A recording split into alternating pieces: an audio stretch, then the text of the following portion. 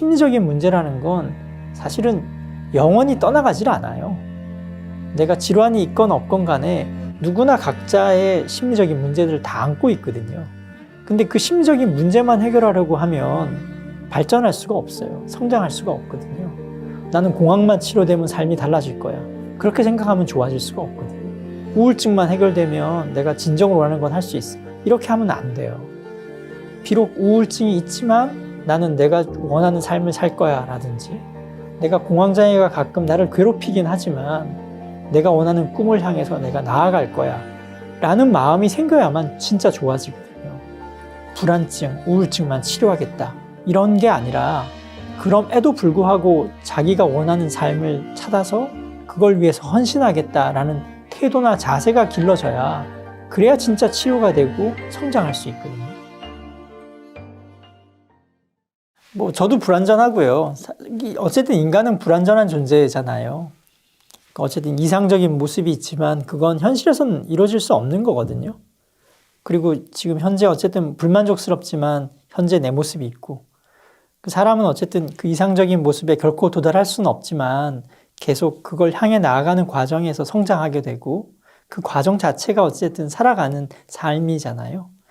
근데 그 이상적인 모습이 마치 되어야만 되고 이루어져야만 되고 현실에서 실현되어야 될 것이라고만 자꾸 믿으면 현재 자기 모습을 부정하거나 더 괴로워지고 낙담하게 되거든요. 어쨌든 불완전하다는 걸 인정하고 시작을 해야 계속 끊임없이 노력할 수 있고 성장해 나갈 수 있는 바탕이 되는 거거든요. 그런 의미에서 좀 불완전하다라는 얘기를 드린 것이 있고요. 또 하나는 사회적인 메시지가 너무 이제 완벽을 추구하잖아요. 완전하고 완벽한 건 굉장히 중요한 일입니다. 우린 그걸 그렇게 하기 위해서 노력을 하기는 해야 되죠. 예를 들어서 의사가 실수하면 안 되잖아요. 실수하지 않게 완벽하도록 최선을 다해야 하거든요.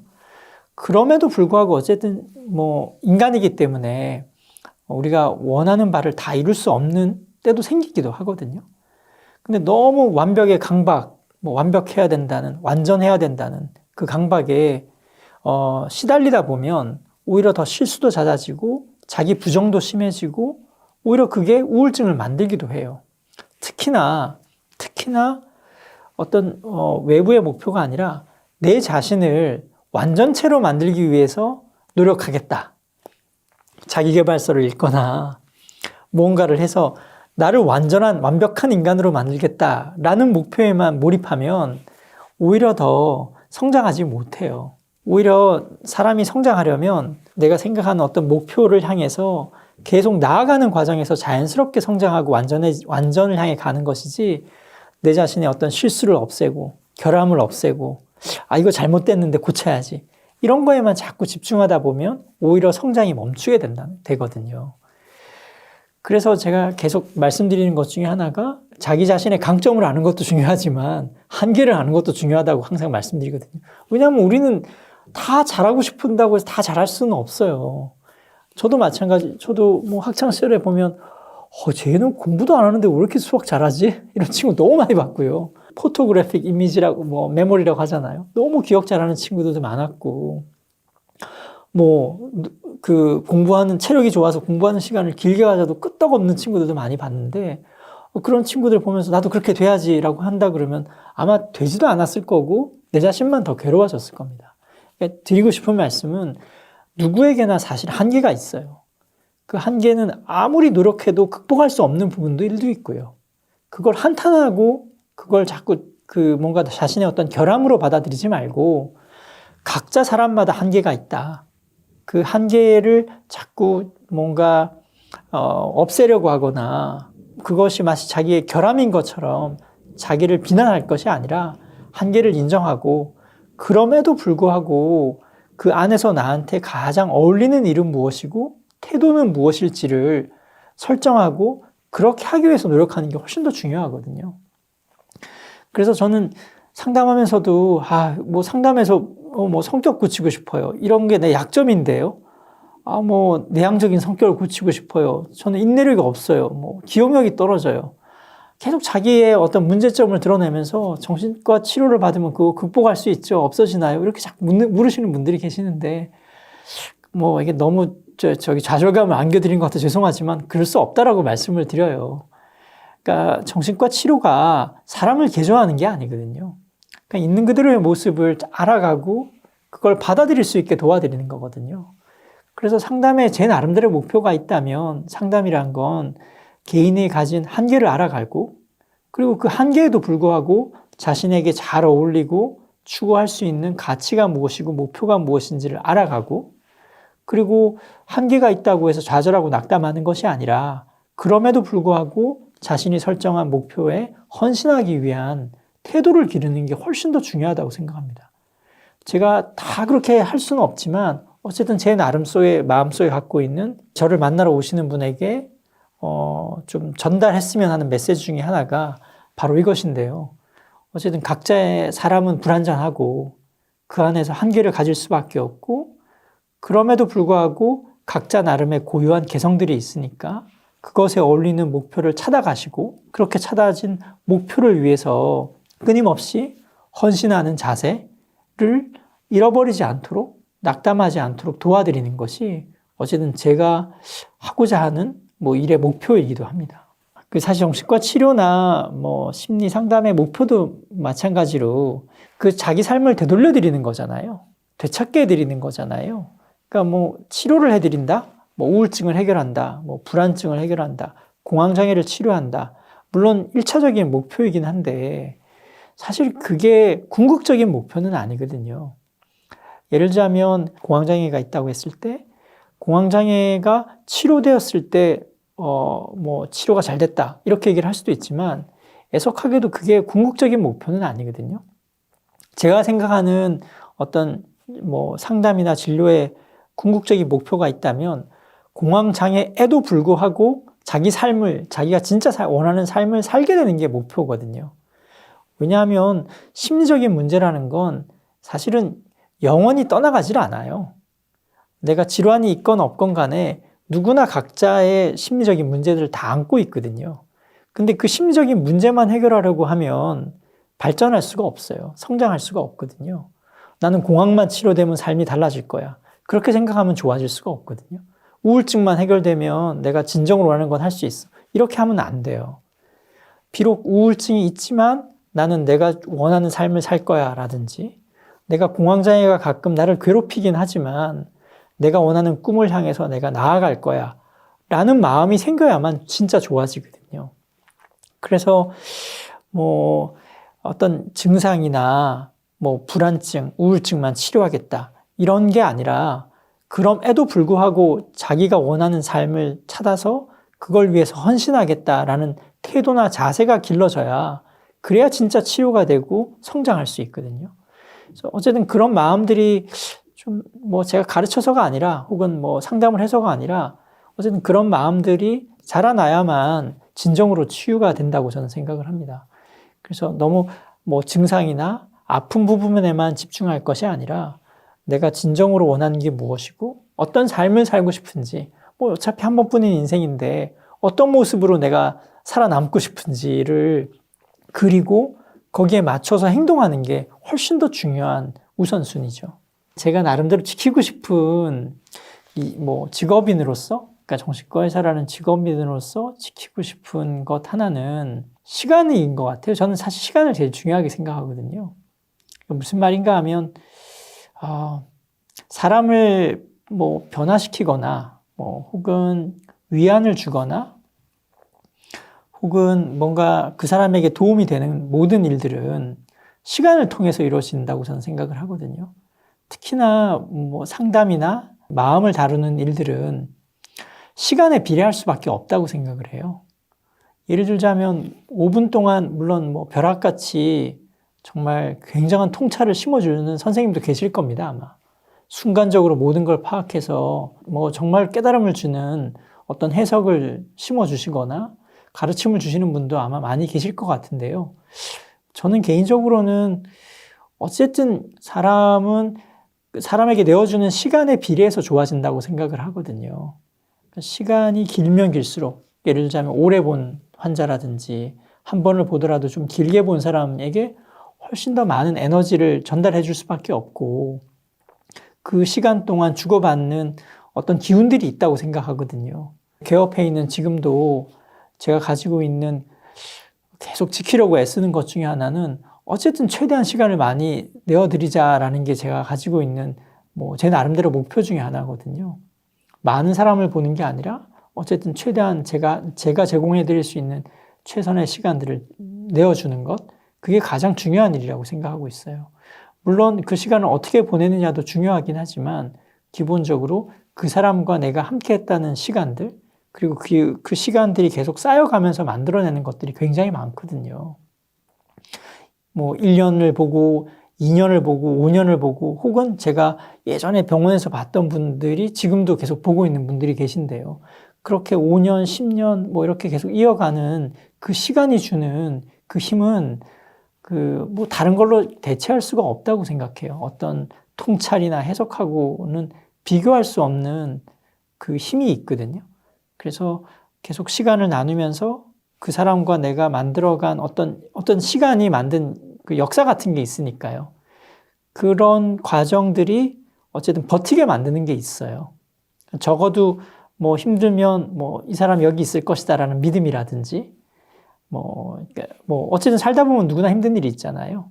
그럼에도 불구하고 그 자리에 가면 이 사람과 뭐 어떤 이야기를 나눌 수 있다라는 어떤 기대라는 것이 있잖아요. 그 자체가 사실은 치유적이라고 생각을 하거든요.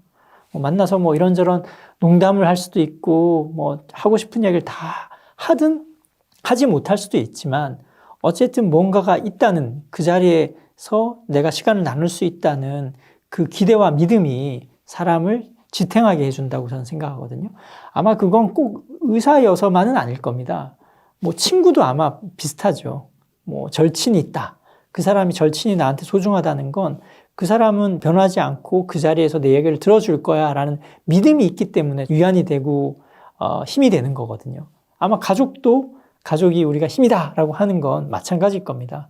항상 그 자리에서 변하지 않고 있기 때문에 그리고 오랜 시간을 같이 보냈기 때문에 위안이 되고 나를 버티게 해주는 힘이 되는 거거든요.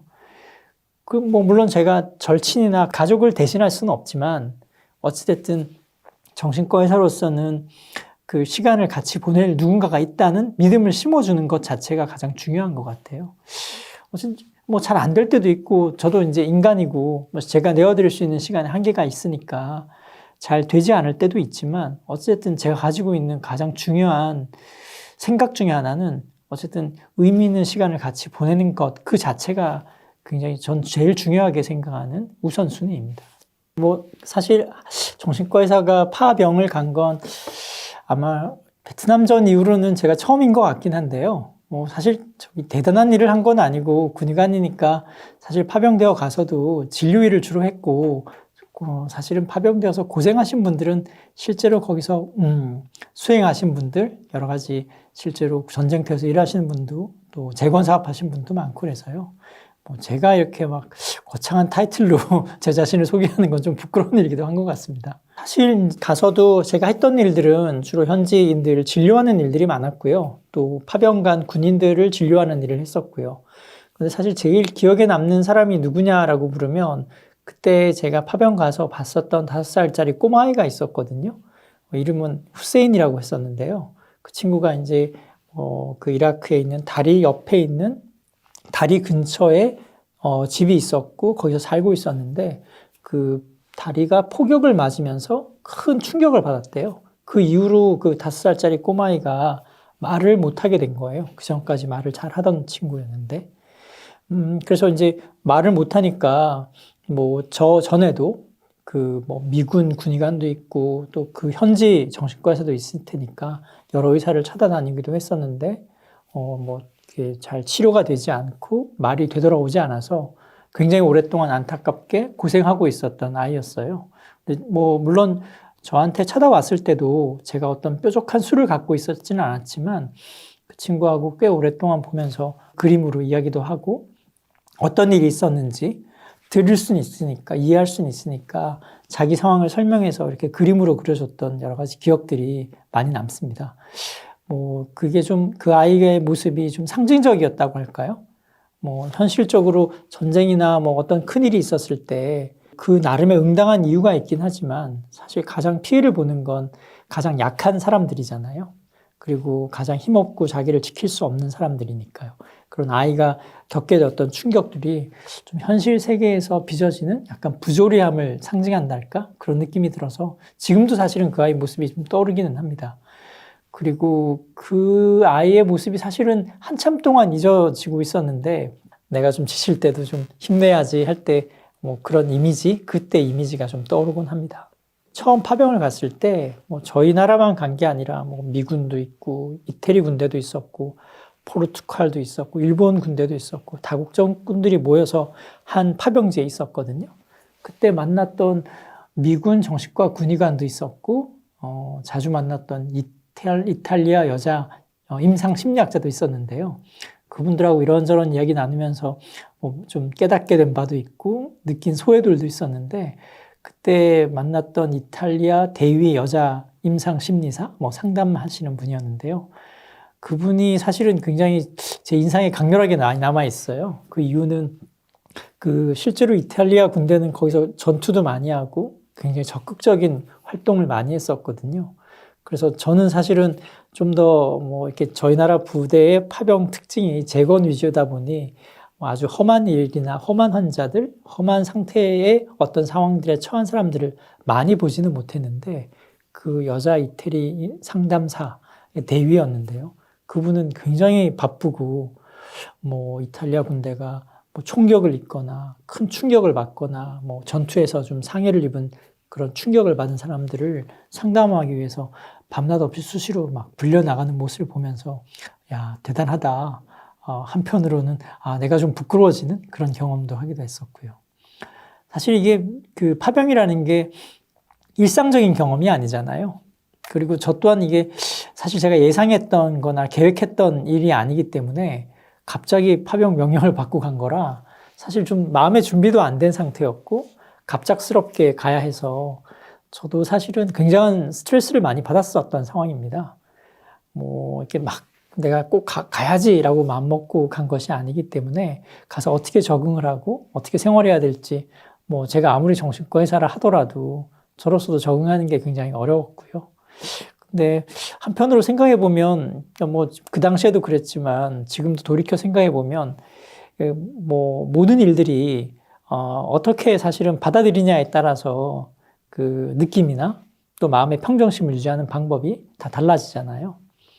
그 당시 이렇게 갑작스럽게 부대를 이동해야 된다거나 미군 수송기에 실려서 갑자기 다른 곳으로 이동한다든가 이런 일들도 좀 있었는데 그럴 때마다 사실은 그 자체가 굉장히 스트레스가 되기도 하고 약간은 두려운 일이기도 했는데 이것도 나름대로 나중에 돌아보면 귀중한 나의 나름대로 컨텐츠가 될 수도 있잖아 라든지 사실은 조금 이렇게 수송기를 타고 빙글빙글 돌다 보면 굉장히 어지럽고 이러다 무슨 일 터지는 거 아니야? 이런 생각도 들 때도 있는데 나름대로 재밌는 놀이기구 타고 있다라고 그냥 마음 다잡으면서 진정시켰던 기억도 나고요.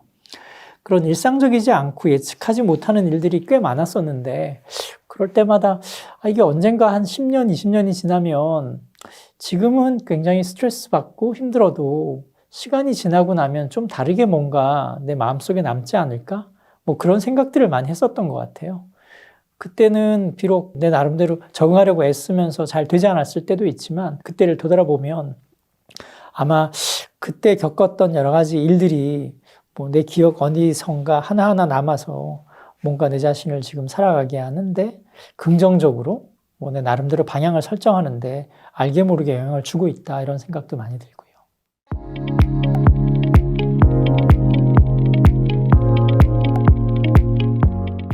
완벽주의라고 하면 완벽을 추구하는 것 같지만 사실은 그렇게 표현하기보다는 불완전한 것이 굉장히 불편한 사람이에요. 더 완벽으로부터 얻는 기쁨보다 완벽하지 않을 때 오는 좌절이 큰 사람이라고 표현할 수 있죠. 어떻게 숫자가 0 아니면 100이겠어요. 가운데 1부터 99는 다 어디 갔겠어요. 그걸 인정하는 연습을 해야 되는 거거든요. 완벽주의는 어떻게 보면 어렸을 때 칭찬받지 못하고 인정받지 못해서 후천적으로 생겨난 걸 수도 있는데 그게 전부가 아닐 수도 있어요. 날 때부터 조금 강박적인 성향을 띠고 있다면 완벽주의를 쉽게 가질 수 있거든요. 그러니까 강박적인 사람은 대부분 완벽주의를 가져요. 완벽주의라고 하면 완벽을 추구하는 것 같지만 사실은 그렇게 표현하기보다는 불완전한 것이 굉장히 불편한 사람이에요. 완벽으로부터 얻는 기쁨보다 완벽하지 않을 때 오는 좌절이 큰 사람이라고 표현할 수 있죠. 완벽주의가 완벽하게 해냈다고 해서 과연 성취감과 기쁨을 느낄까?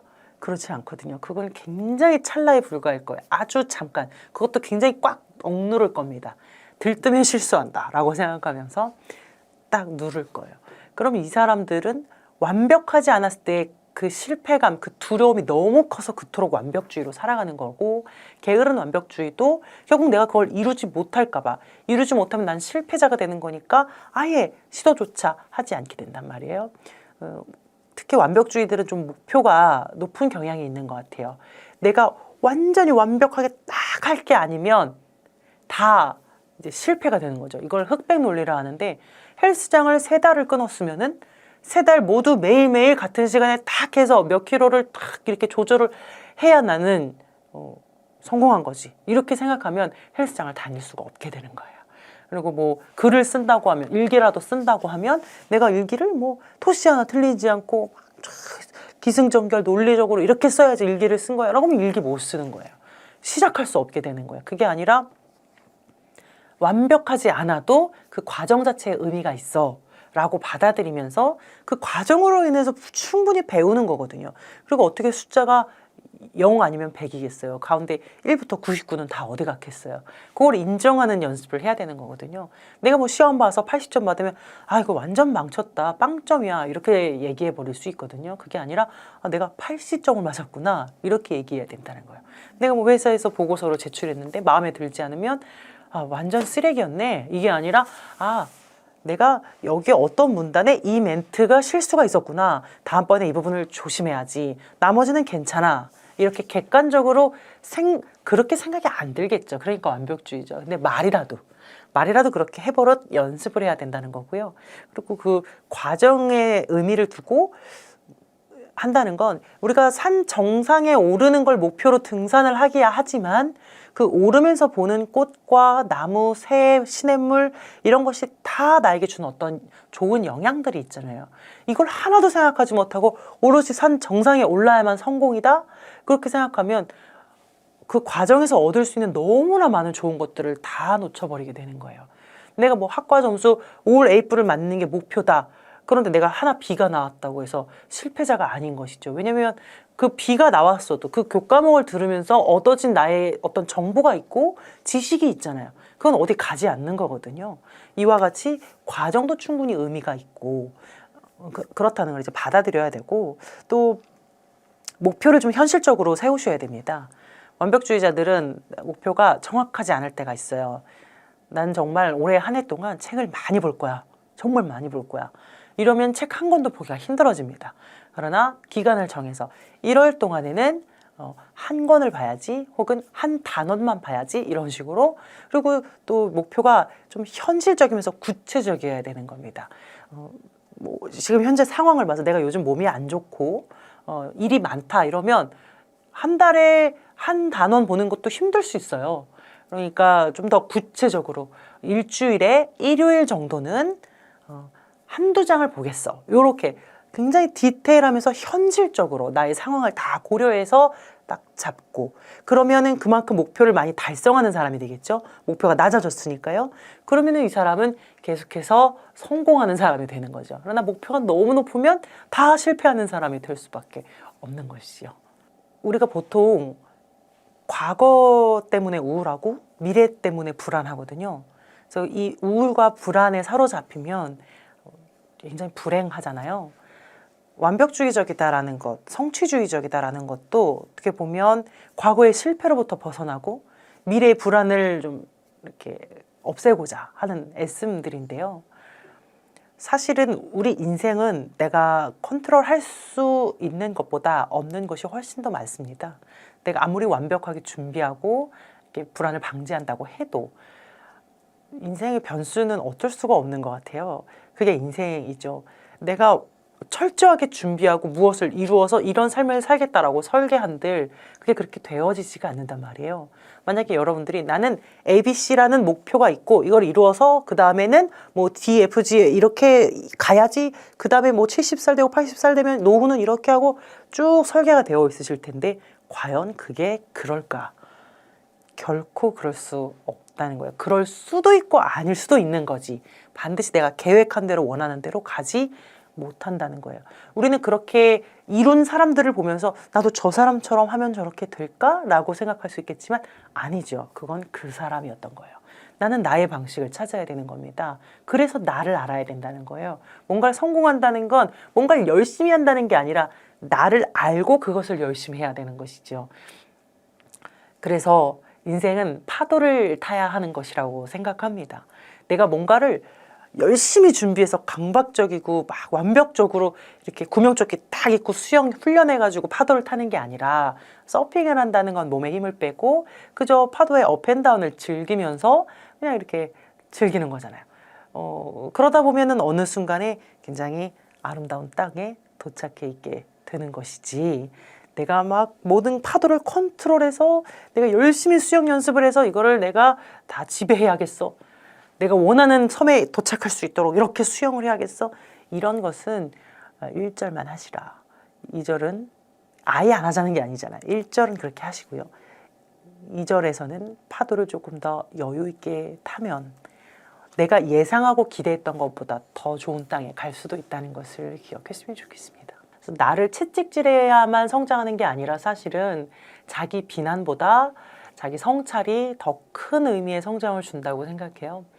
자기 성찰과 자기 비난의 차이는 뭐냐면 자기 비난은 제가 못한 거를 지적하고 이렇게밖에 못해? 정말 한심해. 정말 바보 같고 멍청하고 이렇게 자기의 존재의 어떤 근간, 자기의 가치관까지 흔들어 버리는 게 자기 비난이거든요. 어떤 합리적인 비판을 넘어서. 근데 그렇게 함으로써 일종의 정신적 자해 같은 거죠. 그렇게 함으로써 양심을 챙기는 건가? 그런 느낌이 있는 것 같아요. 근데 자기 성찰은 실수를 객관적으로 인정하고 이 다음번에는 어떤 부분을 개선해야 될까 위주로 생각을 하죠. 발전의 목표를 두고 생각하지 나를 깎아내리는 것에 초점을 두고 생각하지 않는단 말이에요. 이렇게 봤을 때 멀리 보면 누가 더 성장을 할까? 예를 들어서 한 아이가 우유를 따르다가 흘렸을 때 한 부모는 이 멍청아, 이 한심한 거사 나이가 몇 살인데 이걸 아직도 흘려 이렇게 그 아이 존재 자체를 이렇게 흔들어 버리면서 우유 하나를 흘렸는데 그렇게 혼을 내는가 하면 한 부모는 아이고 우유를 흘렸구나. 어른들도 그런 실수를 종종 하지. 다음번에 따를 때는 두 손으로 천천히 따르면 된단다. 그 흘린 것은 네가 흘린 것이니 닦으면 돼. 이렇게 실수를 책임지게 하고 다음번에 어떻게 하면 될지를 이렇게 설명해 주는 방향으로 하는 것이 성찰이죠. 이전 것은 비난이고요. 추후에 두 아이가 성장을 한다면 어떤 변화가 있을까? 그 미래가 보이시나요? 전자의 아이는 우유는 강박적으로 엄청 완벽하게 잘 따를지 몰라도 그 외에 많은 것을 놓칠 겁니다. 자신의 존재, 의미, 가치 이런 것들을 놓치고 굉장히 마음이 좁은 사람이 되겠죠. 강박한 사람이 되겠죠. 그러나 후자에 있던 아이는 성찰을 기반으로 성장했기 때문에 우유도 잘 따를 뿐더러 그 외에 다른 일도 다 두루두루 여유 있게 할 거예요. 더 많은 것을 볼 수 있을 거고 더 깊이 생각할 수 있을 거고요. 그런 차이가 있습니다. 그래서 진정한 성장을 한다는 건 비난으로 이루어지는 게 아니라 성찰로 이루어질 수 있다.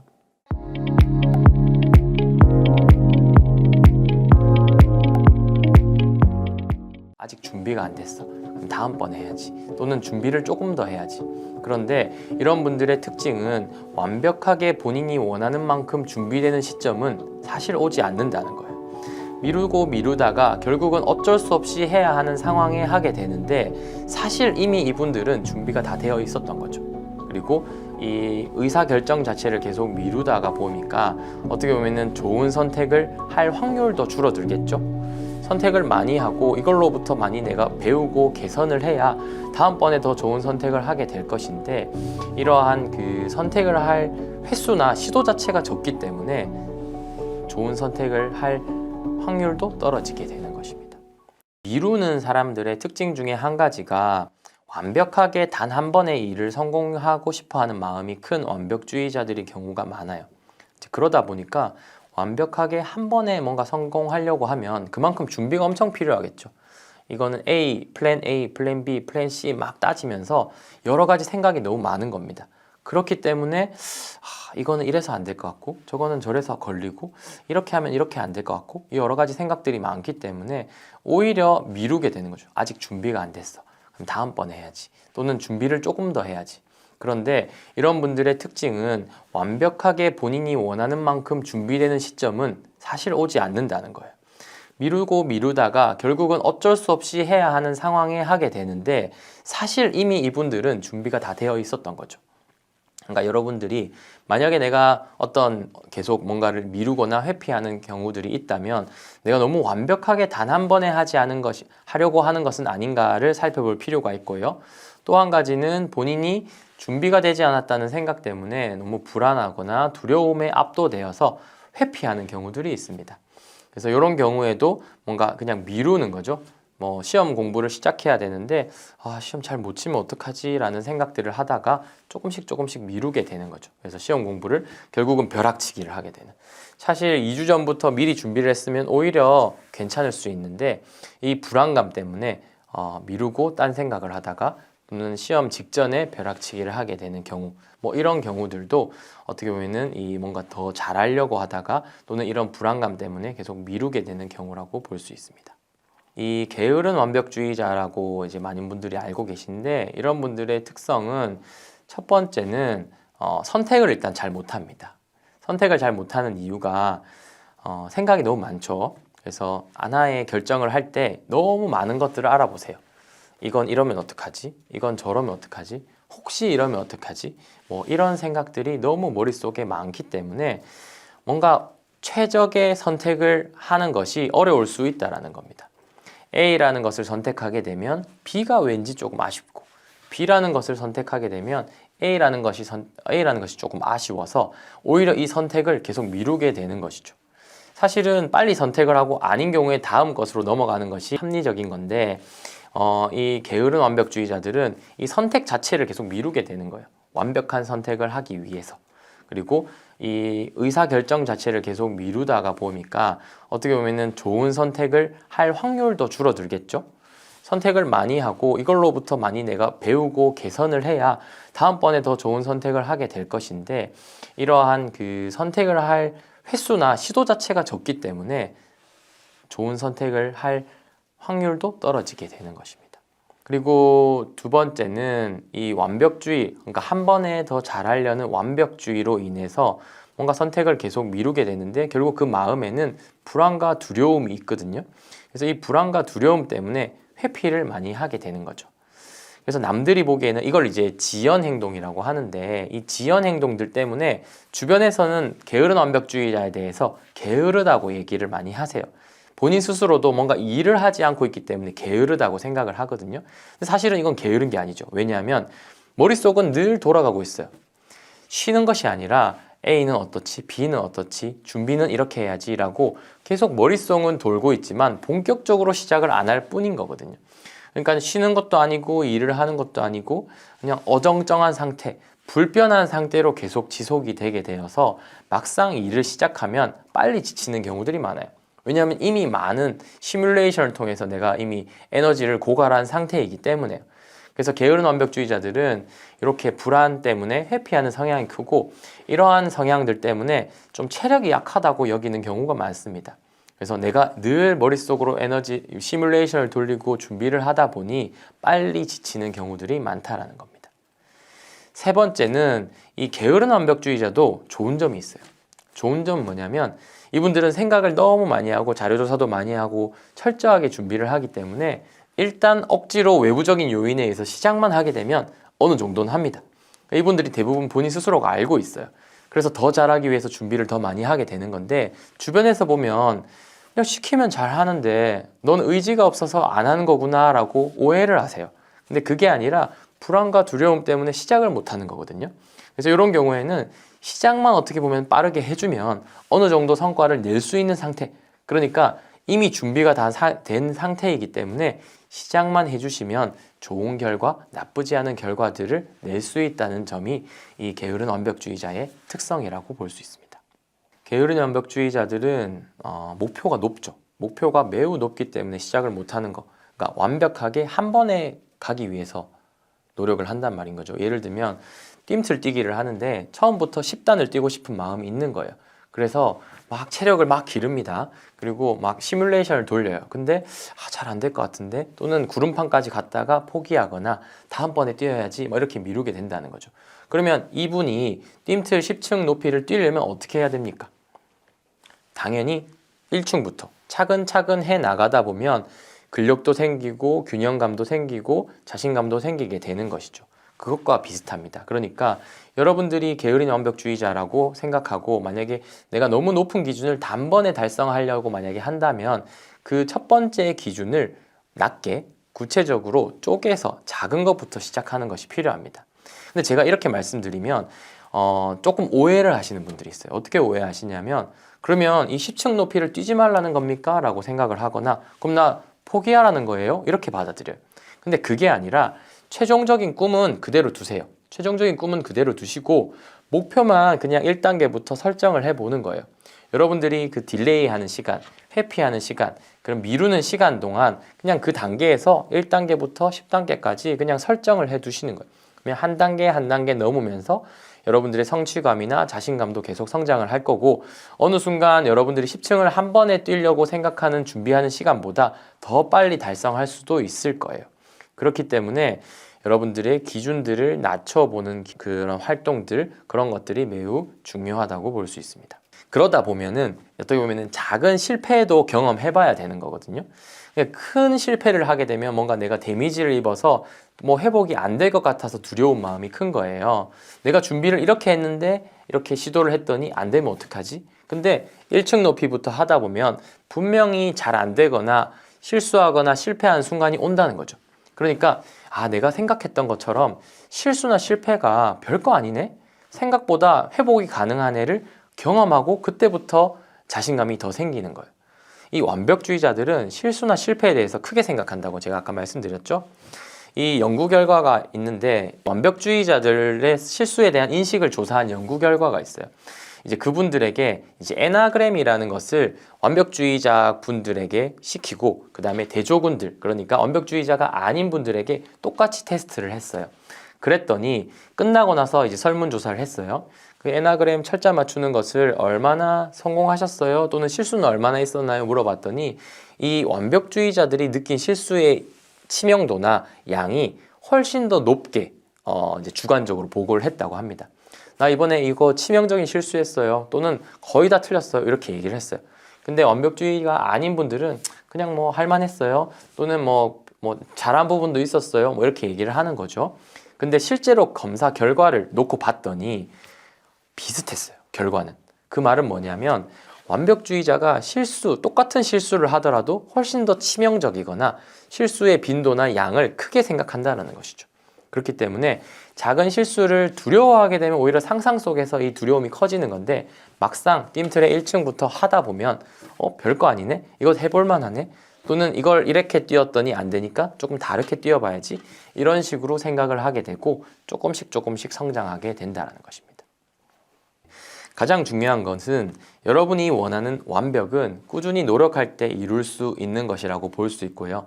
어찌 보면 이 완벽보다 중요한 것은 여러분들이 시작한 일을 끝까지 완성하는 것, 지속적으로 인내하면서 끝까지 추진하는 것이 더 중요하다고 볼 수 있습니다.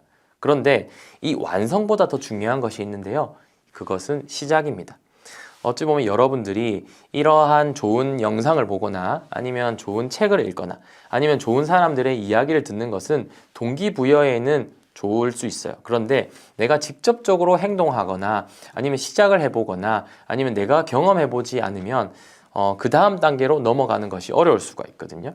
그렇기 때문에 여러분들이 꼭 필요한 일은 이 완벽보다 완성을 더 중점을 두고, 이 완성보다는 어떻게 보면 시작을 한번 해보셔라.